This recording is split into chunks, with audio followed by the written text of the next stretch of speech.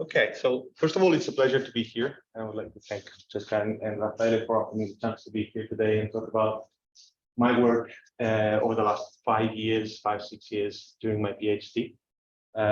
My work was part of a larger group of people, both PhD students and research fellows and professors within different countries in the EU. That investigated how to compare observations and simulations of astronomical nature. In particular, my focus was on developing a methodology that would allow to extract manifolds from noisy simulations. Manifolds, I would refer to manifolds as low-dimensional structures, generally found in complex dynamical systems. Manifolds can be of different natures and can have different intrinsic dimensionalities.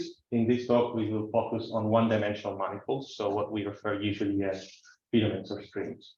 Now, I know strings and filaments are referred to as different things often, but in our case, we will only consider them as one-dimensional manifolds, as I was saying. So potentially noisy with transverse noise, one-dimensional manifolds embedded in noisy environments. And my collaborators are shown in the first slide. Most of them were part of the work package for Sandia. So I just wanted to acknowledge their contribution to the work. So when we talk about one-dimensional manifolds, this is what I have in mind. Complex dynamical systems, we often see the creation of low-dimensional structures within the data set, let's say, both in simulations of the large-scale structure of the universe and in smaller simulations of jellyfish galaxies as this one. So this is a dwarf galaxy interacting in the fornax-like cluster halo. And these structures are not only found in simulations where we have generally a good power in terms of resolution, but also in observations of these kind of systems. In particular, here I'm showing the Omega-Centauri string found as reported by Ibata in their paper in 2019. And we're really interested into knowing how to extract these structures and what we can get out of these structures in terms of information, particular information of the case that we're looking at. So I will try to keep things simple because the methods are a bit complicated by the different mathematical notations we have in the different papers where we presented portions of the toolbox. But I just wanted to give you a sense of what we can do with this toolbox and what we have done and what we are doing with it.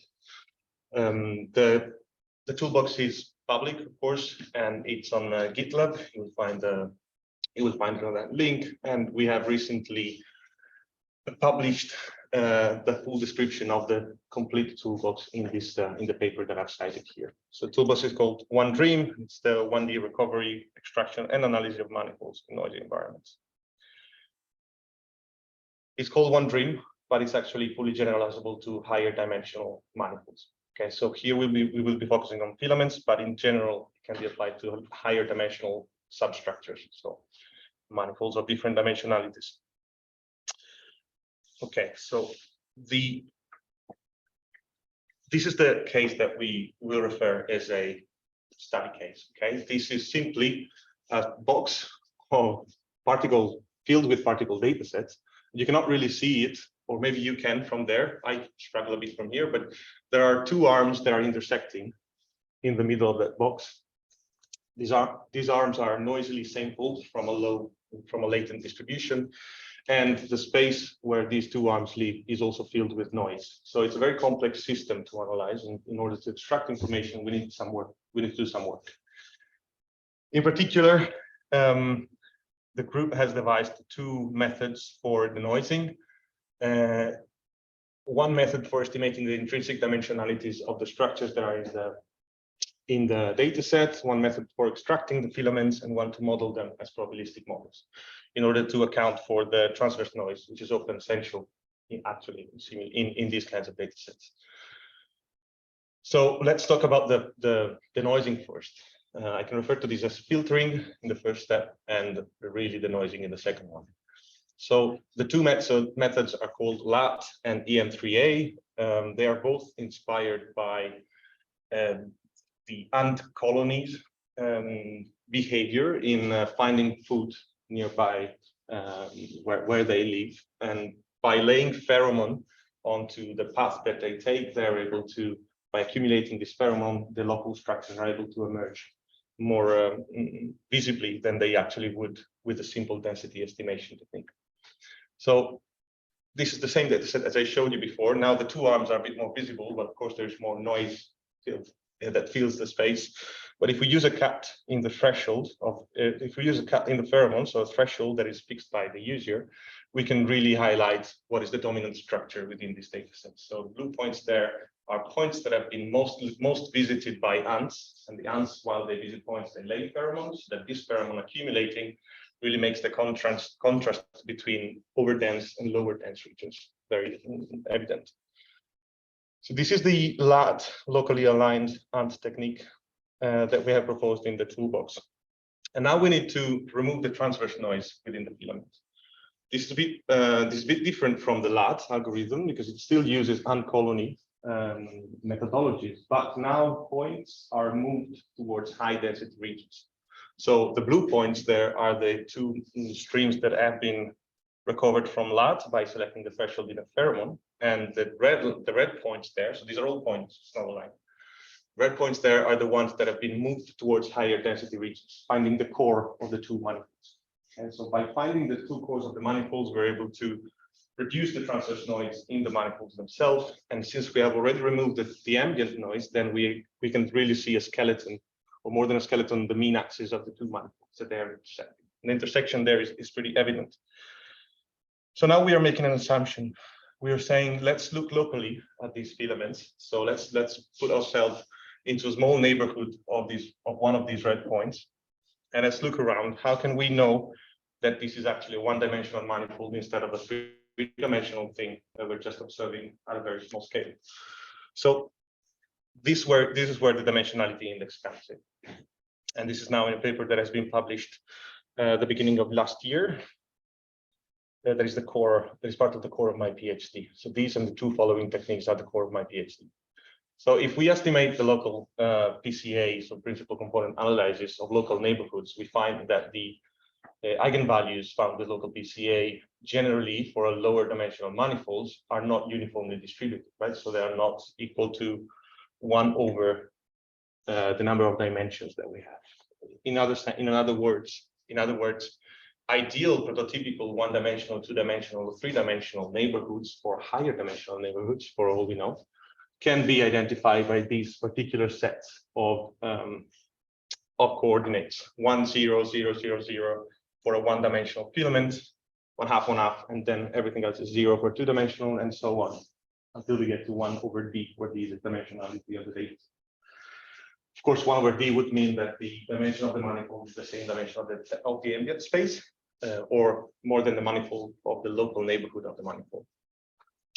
But now when we look at these normalized eigenspectra, right, the lambda tilde, they lie into lower dimensional simplex. So the simplex is always d minus 1 dimensional with respect to the dimension of the ambient space.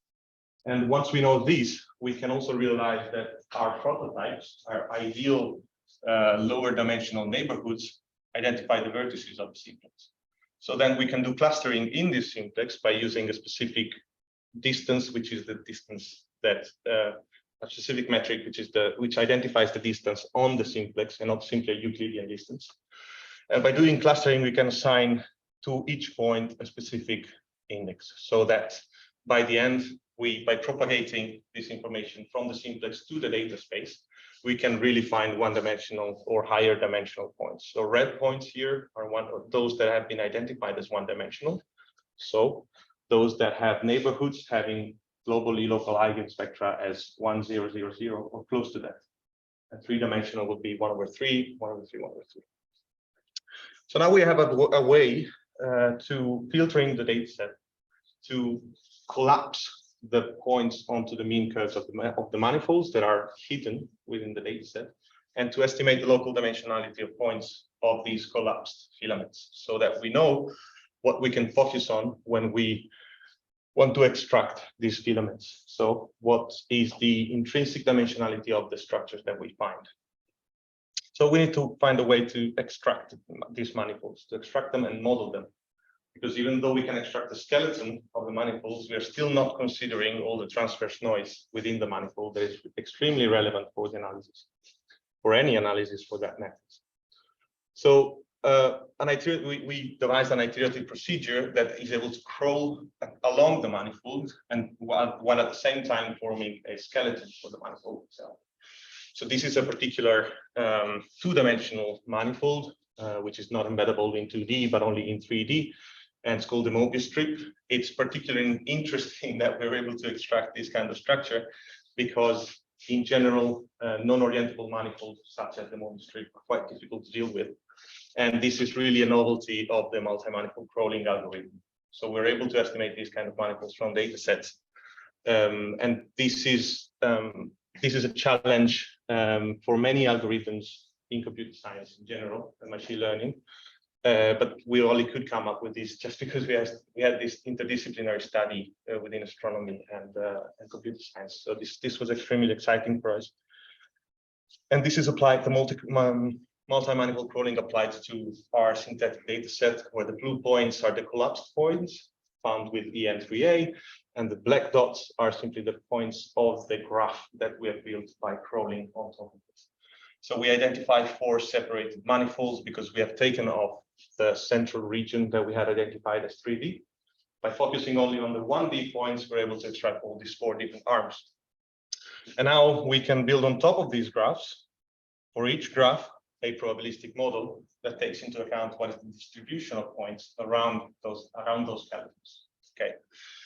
And what you see here, these clouds, these purple clouds, are the isosurfaces of each individual probabilistic model for a specific cut in PDF, in probability density function. So we can enclose all the points belonging to the noisy manifold within this curve, while at the same time identifying the skeleton, the core of the manifold itself. Right, so this was the methodology.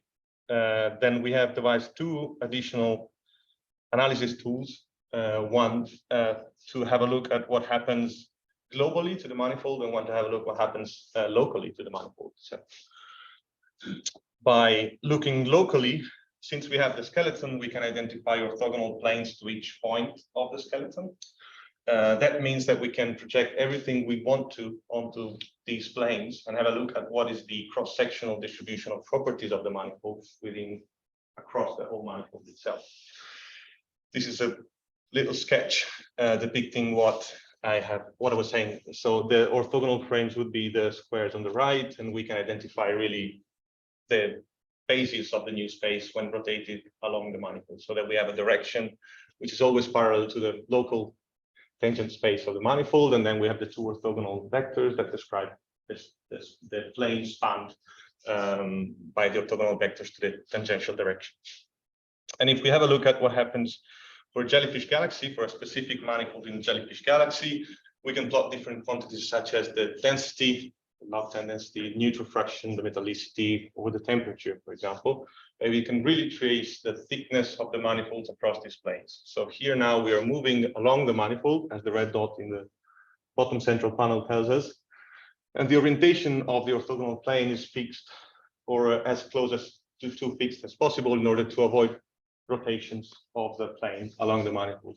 And as we move along the manifold, we can see how the density, neutral fraction, and temperature are mostly visible in the core of the manifold itself. If we instead apply a different methodology for the visualization of the filaments that we have, in this case the jellyfish, then by simply locating ourselves to each point in the manifold, we can identify cylindrical shells, and in these cylindrical shells, we can then identify radius, so the distance from the skeleton, in order to plot the quantities that we're interested in for each point in the manifold at different radial lengths, so that in the end we will have bidimensional profiles, where on the x-axis you'll have the elongation along the manifold, and on the y-axis the distance from the core of the manifold itself. And again, we can plot density, temperature, neutral fraction, and metallicity for each point on the manifold and along the radial direction to the local radial direction to the manifold itself, showing again that density and neutral fraction are higher in the core of the manifold, so the bottom part of each one of the panels, because everything else above a certain radius is just irrelevant with respect to the other. We also identify something that for me is very interesting, these two blobs here of higher density, and these two are clumps outside of the filament itself that have been captured by these cylindrical shells co-moving with the manifolds itself. Right, so this was about jellyfish galaxy, but I wanted to talk about the Omega-Centauri stream and then a filament of the cosmic web, because this is, I think, extremely relevant, and it's also part of the latest work that we have been doing. So we have replicated the selections used by Iwata for the Omega-Centauri stream. This means that there were selections of course, in the galactic longitude and latitude to identify the core of the manifold and the nearby regions, but also there were selections in the proper motion. You can, if you're not familiar with the paper, I'm sure you are, you will find all the details there, and we also have put the same details in the paper that we published about this. And then we proceeded with the whole toolbox to try to understand if we could extract this filament here. So this filament has great challenges because it's very close to the galaxy and it's very sparse in sparse regions again of the selection that we took. But we are able to extract this filament where the red points now are the same as the black points previously. And you can see the particle distribution. Well, not actually, that is the PDF of the manifold estimated with the probabilistic model in colors, overposed to all the points in the neighborhood in gray. And it's pretty interesting that we find that shape, because that is what they find with the what they call the Fimbultu arm that they find through comparing the simulations. So now we have the skeleton, and we can ask many different questions, right? So we will focus mainly on the number density of particles in the neighborhood of the manifolds while we move along the manifold itself. And if we identify a small rectangular region that is always perpendicular to the local direction of the manifold, then we can really plot what is the number of particles in that yellow region throughout the whole manifold. And as we move, you can see how this density, so number density, varies across the manifolds. So while we are approaching the center, so Omega-Centauri, here there is a spike which identifies the core of Omega-Centauri, and then we proceed onwards towards the other end of the manifold, where the number density is always, it gets smaller and smaller, but still is not insignificant. And we always find around zero, we always find a very, we always find an overdensity with respect to the rest of the neighborhood. Another question we can ask is, can we estimate the signal to noise ratio for each point on the manifold and with its neighborhoods?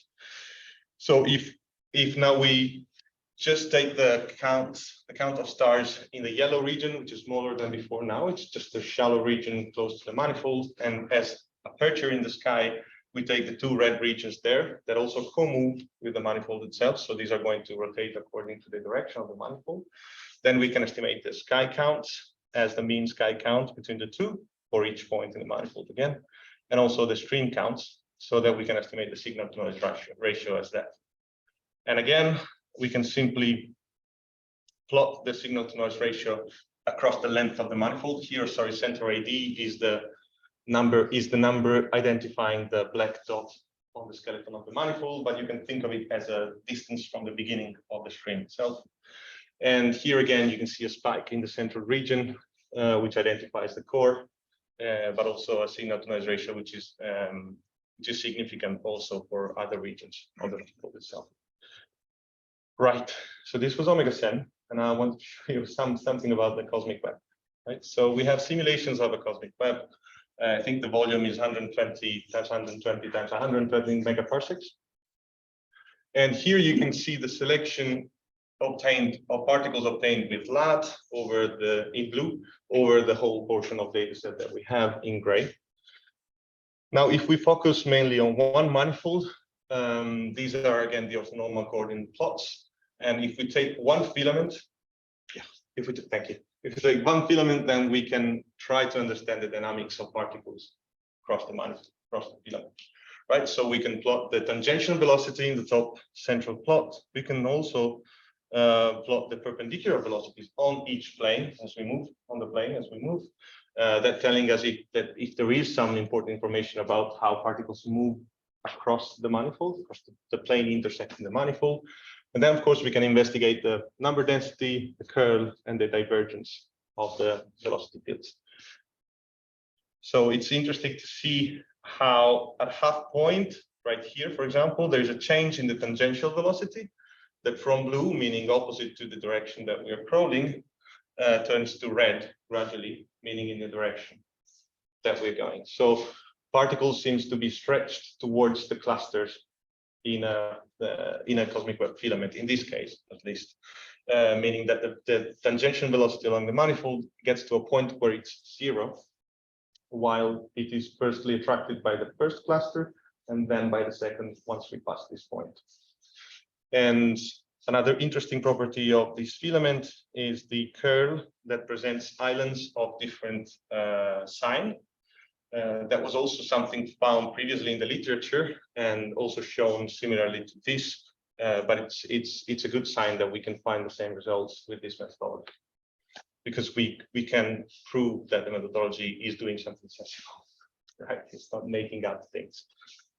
If we take another filament,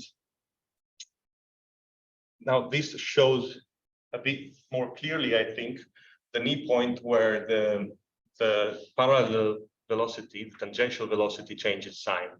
So it gets to around the middle of the manifold, as you can see from the left, where the sign of the tangential velocity gets gradually, it's always minus because it's blue, so particles are pulling opposite to the direction we're crawling.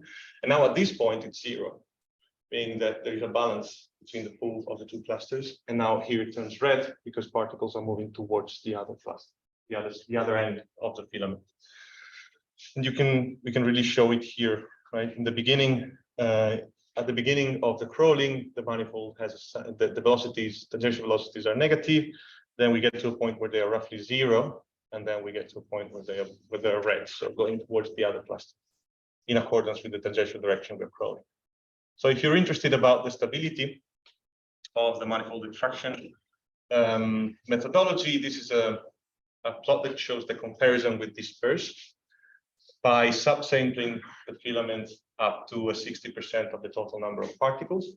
Here we aim to show that the filaments extracted with one dream are actually quite consistent for different subsamplings of the system with respect to the ones found with disperse, right? So in the top panels on the left, the black dots are the points found on these orthogonal planes with one dream, and the bottom panels, those are the ones found with disperse. So each point there is a crossing of the filament on the orthogonal planes of the manifold.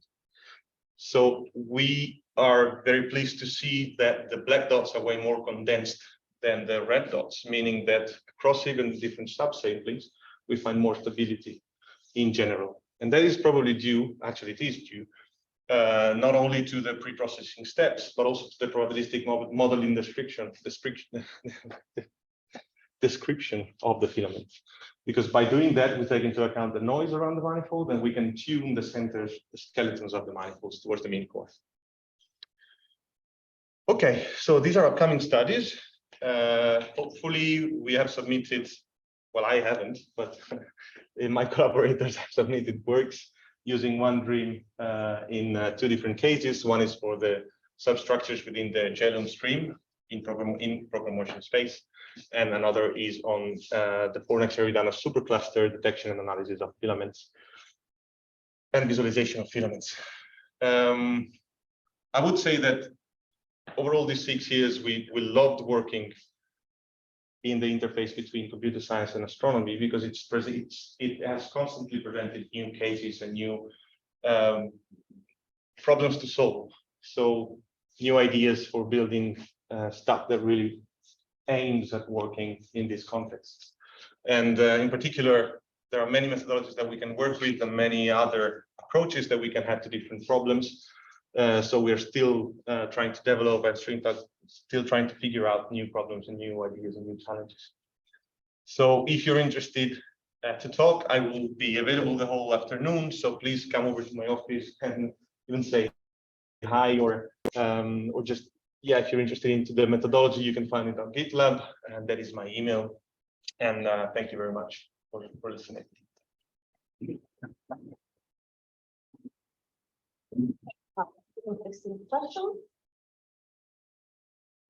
Very nice, very interesting. From you showed examples with the GAIA, because I was with simulation. I was wondering if you can apply the method also on, for instance, blurry images of external galaxies. If you need the individual stars, or you can just recognize the structure also if you those of the brackets features. Yeah, thanks for the question. It's very interesting. This methodology directly works with particles, so we cannot at the moment work with images. I know that for low surface brightness features, there are various image analysis tools, like Extractor, for example, that has been recently used for extracting these blurry low surface brightness objects. But at the moment, we cannot apply to images as is. If we find a way, we would need to work on it. So that is something that we have in mind, and we've been asked before. So it's absolutely relevant. Thank you. More questions? Yes, actually several questions. Several. The first one is a curiosity. Why in the eigenvalue space the Fisher matrix is better than the Euclidean matrix? It's not about better, right? It's the Euclidean distance would still give you a clustering. Okay.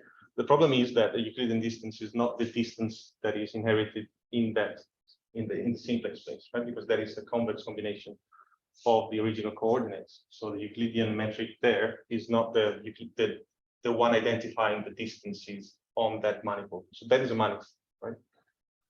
The simplex itself is a manifold. So it needs a proper metric in order to identify distances. Okay. The second one is you show only cases where you apply the methods when you know the positions of the particles, for example. But if you want to apply the methods when you have mixed information, for example, clustering in metallicity and in position, space positions, how does the method perform in cases of non-Euclidean quantities? Right. That is a very interesting question, and it's actually very relevant to what we're doing, what we're trying to do now with the vision stream, right? So, for example, from GAIA we have positions, but we have proper motions, right? That is a homogeneous system of coordinates. We also have the CMD, which adds, right, the color magnetic diagram. We can estimate it, right? So that adds another set of coordinates that is not homogeneous with the rest. The main approach to this in computer science is usually standardizing the features, meaning that each feature is re-estimated as the feature minus the mean of all the values in the feature divided by the standard deviation. This way we have a space that, despite not being in the original coordinate systems, still maintains a homogeneity in coordinates, okay? Because all features will have mean 0, standard deviation 1. So we know that there we have some homogeneity, and there we can apply Euclidean distances, okay? It's not the same as working in the original distances, but again, you would have to specify a different metric for each space that you're working in, right? And I don't think there is a specific metric for the CMD or a specific metric even for the proper motions, right? Or for each coordinate system, you would have to find the metric that defines distances. So the methodology still works with distances, as you would expect. So standardization is one thing that can be done, and in the Gelum filament, for example, that we're working on, it has shown how LAT, the ant colony algorithm, can operate in these homogeneous systems if they are standardized. And we'll find such structures that are coherent in that space, but may not look like in the original space. And once we trace them back, we can find really interesting things about that structure that we record. So I would say that, did I answer your question? Okay. Thanks. More questions? So very stupid question. You showed before that you to estimate the density of the stars and the filament you pick up to the ground regions. Yeah. Do you have any method to optimize the extraction of the region to extract at the ground, or it was a geometric choice? That is a geometric choice, but everything of the toolbox can be personalized, right? So if you have, It is dangerous. it is dangerous. Yeah. So this is something standard that we thought that would preserve the distance between the sky areas and the areas along the filament. Because that way, we really don't know what the thickness of the filament is. So the safest assumption for it, there are two ways. One is to define a single aperture for the whole filament, and one is to change the aperture if we move along the filament. Now, we opted for the second because the density of the filament changes along the filament itself. And if we use the sky aperture of fixed area for the whole filament, we would probably not find a strong signal. But is it possible that you are optimizing from the filament? Because I mean, the background in that case, you have the structure due to the filament, but also to the galaxies. Yeah. So it can be optimized in terms of it can be optimized by setting global parameters like the distance from the sky regions to the selected regions on the filament, or the width, the area really of the regions that we take. I have a Thanks. curiosity. Yeah. If you go to the Omega-Centauri plot, where you identify the stream,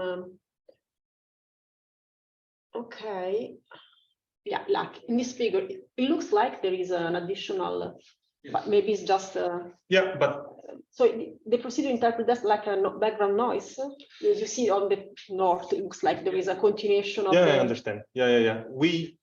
Okay. This is what the team from Ibata addressed to as the Fimbul tool stream, I think. The one they found with the simulations. Okay. We couldn't find it as a coherent manifold. Okay, so it looks Because like there are separated. breaks, right? So if there are breaks, the manifold Okay. doesn't, that methodology doesn't introduce bridges because it is not permitted by the manifold. The cluster separated the manifold in four. Yeah. So that was separated because in the intersection we identified those points as 3D. So we removed it, and that's why we got four separate manifolds. It's 0D. 0D, for example, yeah.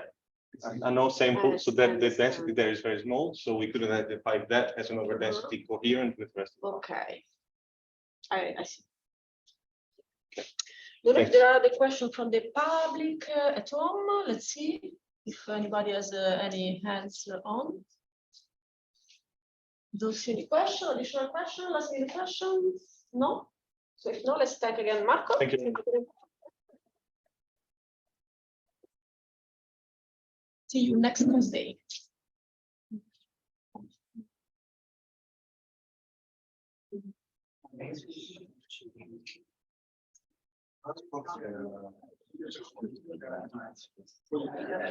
Esco dal meeting. Termina.